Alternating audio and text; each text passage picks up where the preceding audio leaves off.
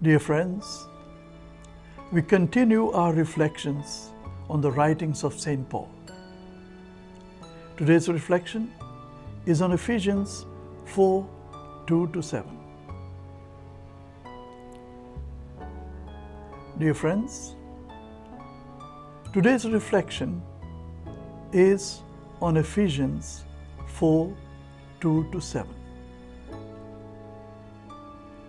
Let us listen to the passage.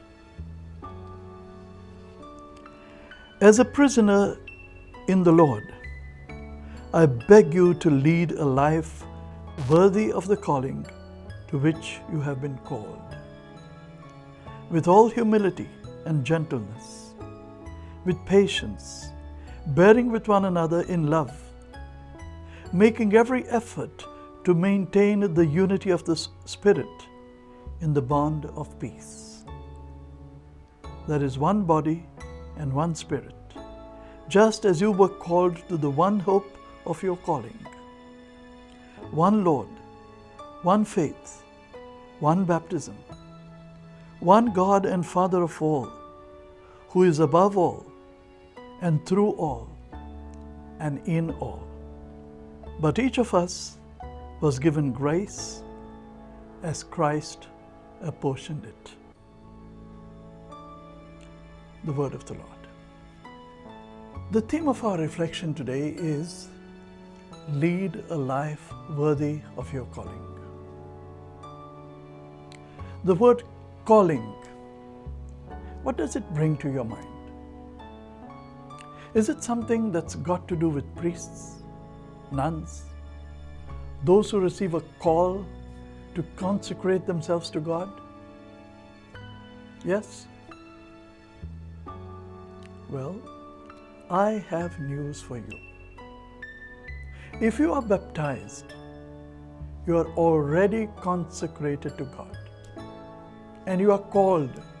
You are called every day to live up to that baptismal consecration. No jokes here.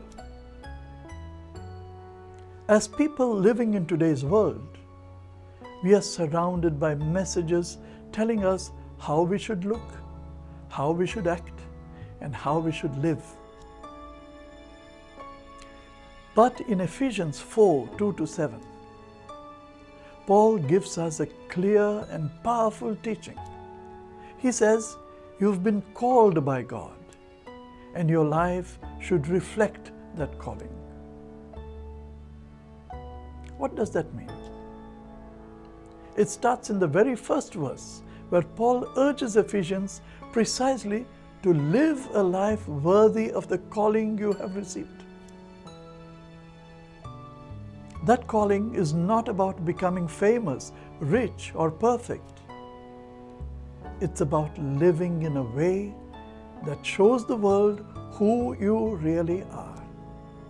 That is, a follower of Jesus, who has to show Jesus to others through the decisions you take, through the words you speak, and through your overall behavior.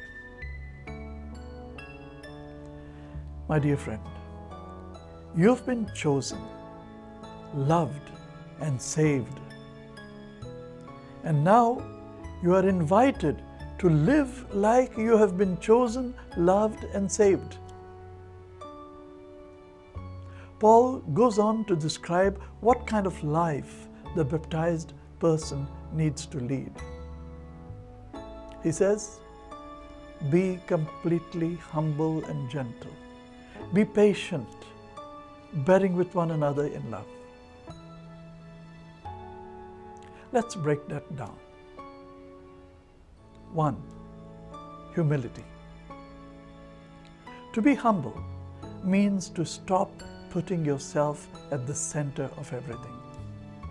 It means you don't need to prove that you are better than the others, because your worth already comes from God, and God values you invaluably.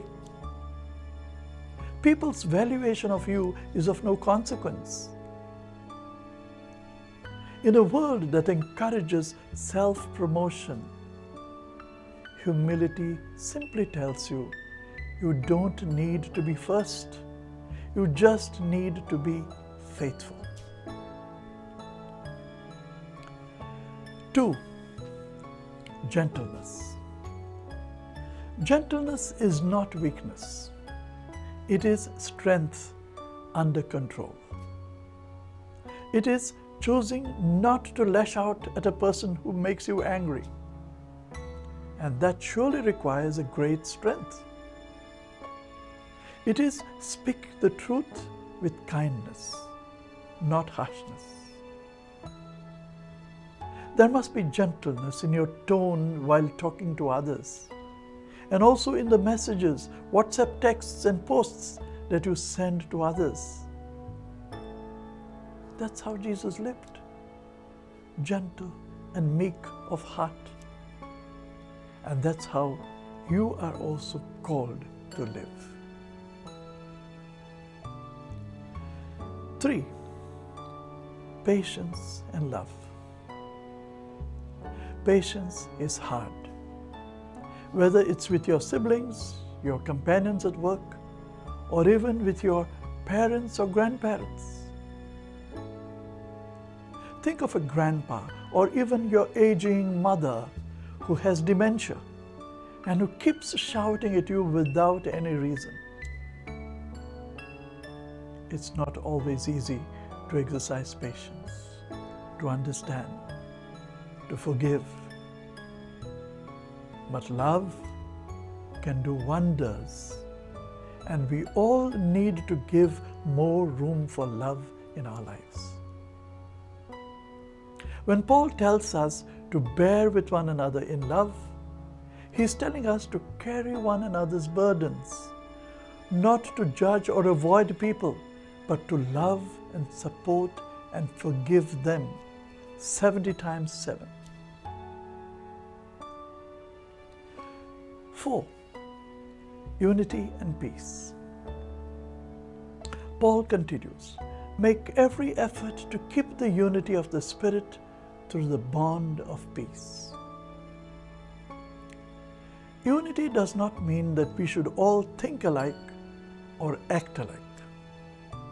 It means that we are all part of one body, the church. As a follower of Jesus, I am connected to other believers, and it's my job to protect that unity. That means avoiding gossip, choosing forgiveness, and working towards peace. It's easy to divide, but it takes a real maturity to unite. And finally, verse 7 tells us something personal. To each one of us, grace has been given as Christ apportioned it. You don't have to copy someone else's calling. We are all united, yes, but each one of us is unique. God has given you unique gifts. He has a plan for your life. You are part of His bigger story, and you have a role in this story that no one else can fill. So, look out for your personal calling and live up to it. To sum it up, how do you live a life worthy of your calling? 1. Walk in humility, not pride. 2. Speak and act with gentleness. 3. Show patience and love, even when it's hard. 4. Fight for unity. 5. Use the grace and gifts God has given you to serve others. Yes, you've been called by God. Now go live up to it.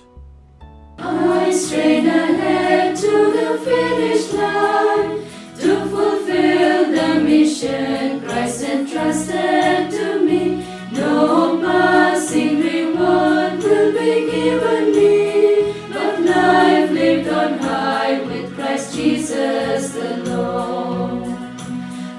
I've suffered hardship, sickness, hate with distress, but all for the love of my Lord. I strain ahead to the finish line to fulfill the mission Christ entrusted